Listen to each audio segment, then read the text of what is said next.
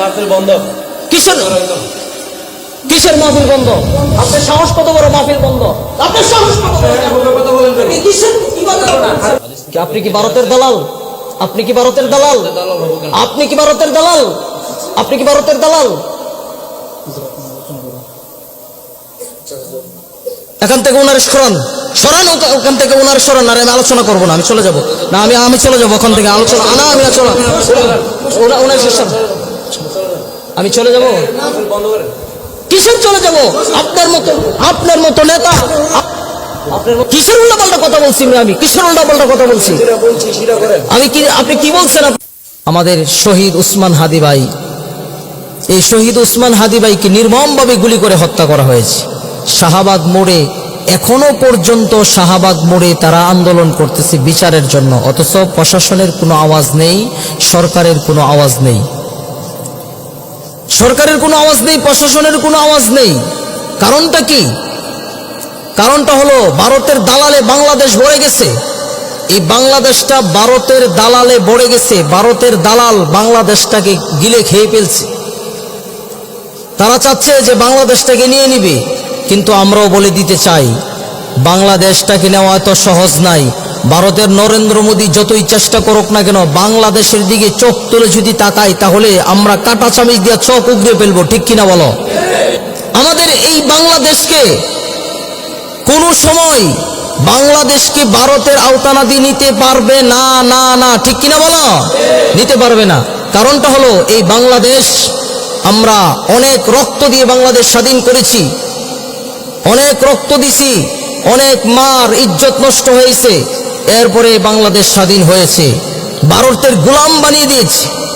এখন বাংলাদেশটা এরকম একটা অবস্থার মধ্যে চলে গেছে যে প্রত্যেকটা মোড়ে মোড়ে, প্রত্যেকটা গাড়ে গাড়ে দেখা যায় যে ভারতের দালাল বাংলাদেশের মধ্যে, ঠিক কিনা বলো? ভারতের দালাল বাংলাদেশের মধ্যে ভরে গেছে। এই ভারতের দালালের জন্য বাংলাদেশটাকে কোরআন সুন্নাহ ব্যাপারে আলাপ করেন, রাজনীতি ব্যাপারে কোনো আলোচনা করেন। তো কোরআন সুন্নাহ বিষয়ে আলোচনা করতেছি, রাজনীতি করতে আলোচনা করলাম, কোরআন সুন্নাহ বিষয়ে তো আলোচনা করতেছি। কোরআন সুন্নাহ যেটা চলে এটাই করে, তো কোরআন সুন্নাহই তো করতেছি। আমি তো কোন রাজনীতি কি আলোচনা করলাম? ভারতরা বাংলাদেশকে গিলে খাচ্ছে, এই নরেন্দ্র মোদী বাংলাদেশটাকে দখল করার চেষ্টা করতেছে। এসব বিষয় নিয়ে কি জাতিকে কিছু জানাবার দরকার আছে না নাই? আমি আপনার যেটা কইছি এটা করেন। আপনি কি বলছেন? কথা বলেন। হাদিস, আপনি কি আমাকে হাদিস বুঝাবেন? 18 বছর পড়াশোনা করে আসছি কি আপনার মতো জাহেল মূর্খের কাছ থেকে আমি হাদিস শিখার জন্য নাকি? আপনি আমাকে কি শিক্ষা দিবেন? আপনি আমাকে কি শিক্ষা দিবেন? হ্যাঁ, কোরআন সম্পর্কে আপনি কি শিক্ষা দিবেন? পড়াশোনা কি এমনি করছি? কিসের জন্য এসব মানুষকে এখানে সভাপতির আসনে কিসের জন্য বসান? তারা আলেমদেরকে আইসা ভুল ধরে 18 বছর পর্যন্ত আমরা এই পড়াশোনা করে আসছি, এসব মানুষ ভুল ধরার জন্য নাকি? কিসের উল্টাপাল্টা কথা বলছি? আমি কিসের উল্টাপাল্টা কথা বলছি? আমি কি, আপনি কি বলছেন? আপনি আমাকে কি বলছেন? আপনি আমাকে কিসের সভাপতি? উনি কিসের সভাপতি? উনি আমার সাথে খারাপ ব্যবহার করতেছে। উনি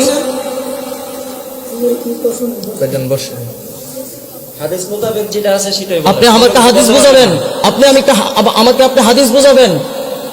কিসের হাদিস আপনি আমাকে বুঝাবেন? কিসের নেতা আপনি হয়েছেন? কিসের নেতা হয়েছেন আপনি? কিসের হাদিস আমাকে আপনি বুঝাবেন? আমাকে হাদিস বুঝাতে আসছে। 18 বছর লেখাপড়া করছি, অজ্ঞ মূর্খের দরের কাছ থেকে আমাদের শিক্ষা করার জন্য নাকি আমরা প্রত্যেকটা মাহফিলে, ওয়াজ মাহফিলে এরকম ভাবে কিছু নেতা নামের পাতি নেতা এসে আমাদেরকে বাধা দেয়, আলেমদেরকে ভুল ধরে। তার সাহস কত বড়! এটা কি আওয়ামী লীগের আমল পাইছে নাকি? যে আওয়ামী লীগের আমল পাইছে, যে কোনো মুহূর্তে যে কোনো কথা বলে ফেলবে। মাহফিল বন্ধ। কিসের মাহফিল বন্ধ?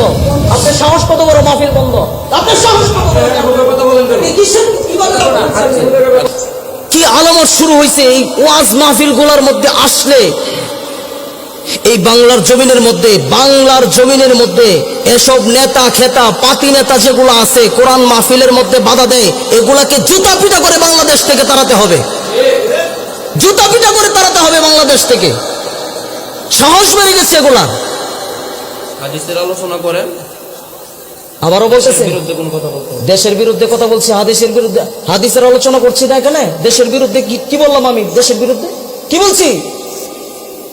বলছি দেশের বিরুদ্ধে? আপনি বলেন আমাকে। ভারতকে নিয়ে আমরা আলোচনা প্রয়োজন নেই, আপনি হাদিস কি আপনি কি ভারতের দালাল? আপনি কি ভারতের দালাল? দালাল হবো কেন? আপনি কি ভারতের দালাল? আপনি কি ভারতের দালাল? এখান থেকে ওনার সরান, সরান ওখান থেকে ওনার সরান। আর আমি আলোচনা করবো না, আমি চলে যাব না, আমি চলে যাবো ওখান থেকে। আলোচনা না, আমি চলে ওনার শেষান, আমি চলে যাব। কিসের চলে যাব? আপনার মতো নেতা, আপনার মতো নেতা আসছেন মাহফিলের মধ্যে বাধা দেওয়ার জন্য। কিসের নেতা হয়েছেন আপনি?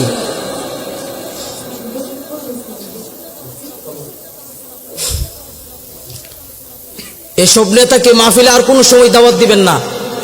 এই নেতাগুলো আসে মসজিদ মাদ্রাসার এই দ্বীনি প্রতিষ্ঠানগুলো নষ্ট করার জন্য আসে, আলেমদেরকে ভুল ধরার জন্য। তারা কি জানে? কি জানে তারা কি জানে?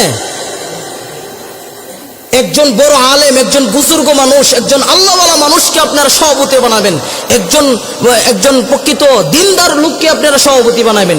এসব সাতি নেতাকে আর কোনোদিন সভাপতি বানাবেন না। এসব যদি কোনোদিন সভাপতি বানান তাহলে আমাদেরকে দাওয়াত দিবেন না।